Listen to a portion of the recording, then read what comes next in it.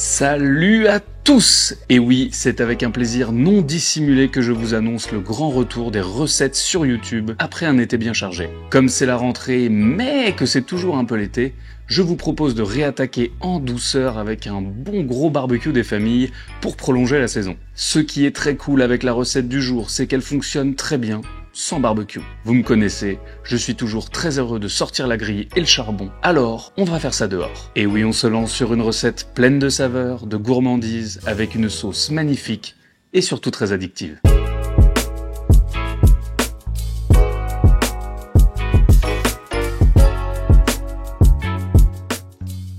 Oh là là, les brochettes, c'est toute ma vie. Aujourd'hui, on ne part pas sur un plat iconique, mais on va voir comment pimper nos bonnes vieilles brochettes de poulet. On oublie les blancs, qui je trouve sont toujours un peu sécos au barbecue, et on se munit de cuisses qui vont être beaucoup plus juteuses et gourmandes. Et surtout, pour un plat somptueux et un goût de reviens-y, je vous propose une super sauce d'inspiration péruvienne, le ají verde. Ça va apporter beaucoup de fraîcheur, de l'acidité et relever notre poulet. C'est donc parti pour un peu de technique, à la fois pour monter de belles brochettes très visuelles et originales, bien gérer la cuisson de son poulet au barbecue et imaginer une sauce très simple et qui change de l'ordinaire. On s'est lancé sur du poulet, mais n'hésitez pas à me dire dans les commentaires si vous voulez d'autres recettes de brochettes. Bœuf, légumes, produits de la mer, il y a plein de possibilités. C'est d'ailleurs pour ça qu'on adore ça. Faites chauffer le charbon et allez faire vos petites emplettes, ça part sur des brochettes. Et on attaque directement les choses sérieuses avec l'allumage du barbecue. Si vous avez l'opportunité, je vous conseille de choisir du charbon de bonne qualité.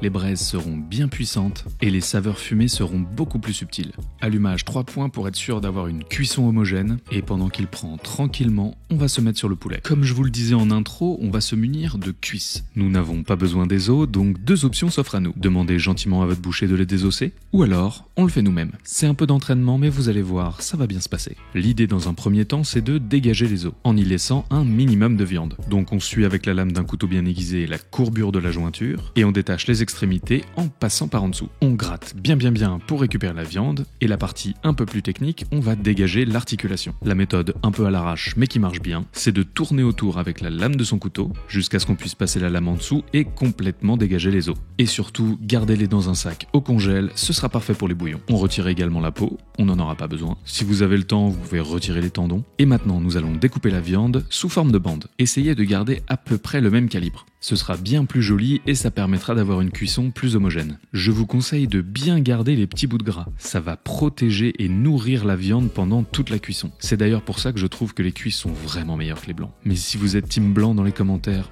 je vous aime quand même. On nettoie bien notre planche et on l'essuie. Et on enchaîne avec l'assaisonnement de notre poulet. Aujourd'hui, j'ai jeté mon dévolu sur des épices cajun. C'est un mélange un peu relevé que j'adore. Si vous voulez faire votre mélange vous-même, la recette est dans mon livre.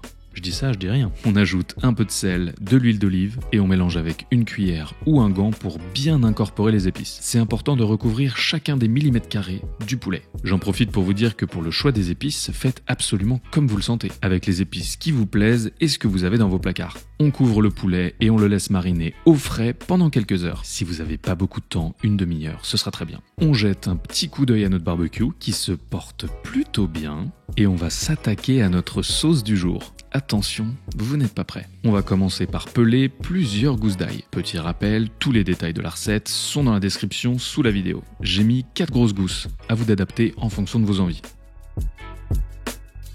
On continue avec des petits piments verts. J'ai choisi les jalapeños parce que c'est bien relevé, mais pas trop non plus. Donc on va pouvoir en mettre assez pour avoir du goût et de la couleur. On enchaîne en découpant 2 belles bottes de coriandre fraîche. Si jamais vous trouvez que la coriandre ça goûte le savon, vous pouvez essayer avec de la ciboulette par exemple. Ou les herbes fraîches de votre choix. Moi par exemple, il me restait de la nette. Je vais évidemment pas me priver de la rajouter à la sauce. Maintenant qu'on a du piquant, du goût et de la fraîcheur, on va ajouter une dose d'acidité, qui va être représentée aujourd'hui par le jus de 5 citrons verts. Le goût va parfaitement se marier avec les jalapeños et la coriandre. Et maintenant, l'ingrédient magique de cette sauce, de la mayonnaise pour la gourmandise et la liaison. On assaisonne avec du sel et du poivre, et c'est l'heure de passer tout ça au blender. On le fait monter dans les tours quelques minutes pour avoir une belle texture.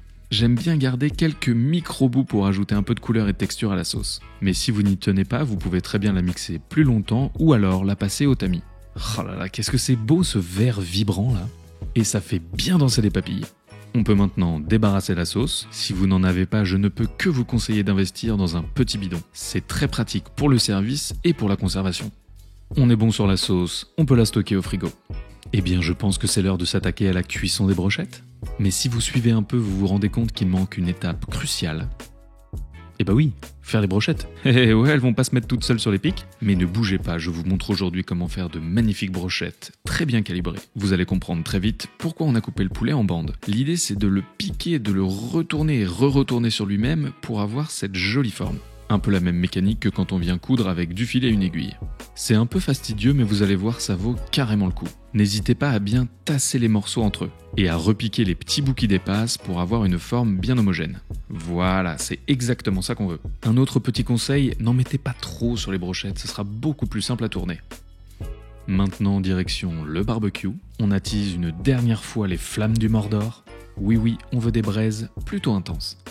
On dépose les brochettes sur la grille bien chaude. On veut entendre le petit tch. Oh, je le fais bien. Et on laisse cuire les brochettes sans y toucher pendant quelques minutes. On veut créer une belle petite croûte à la surface de la viande. Restez bien à côté du barbecue, on ne veut pas trop de flammes pour éviter que ça brûle. À partir de maintenant, on peut tourner régulièrement les brochettes pour avoir une belle cuisson sur chacune des faces. Et si vous pouvez fermer le barbecue, n'hésitez pas à le faire un petit peu pour avoir une cuisson à cœur parfaite. Et pendant ce temps-là, on se détend, on boit frais, on profite du soleil. Quand nos brochettes sont encore tendres mais cuites à cœur, on peut gentiment les débarrasser. Et on laisse reposer un peu pour une viande bien tendre. On peut profiter de nos braises pour faire cuire quelques légumes. J'ai choisi ces petites cébettes et pour un goût supplémentaire incroyable, un citron vert. Si, je vous jure. Quand ils sont tendres et bien colorés, on peut débarrasser. Regardez-moi comme c'est beau ça! Pour le dressage, on va la jouer simple mais efficace. Dans une petite plaque, les légumes et les brochettes. On n'oublie pas le citron vert brûlé, pour la déco mais surtout pour le goût. Et une bonne rasade de notre sauce à riz verdée. Juste avant de déguster, on presse le citron vert brûlé. Vous allez voir, le goût est fantastique. Un plongeon dans la sauce, et il ne reste plus qu'à vous régaler. Dernier conseil, faites-en assez, vos invités vont en demander.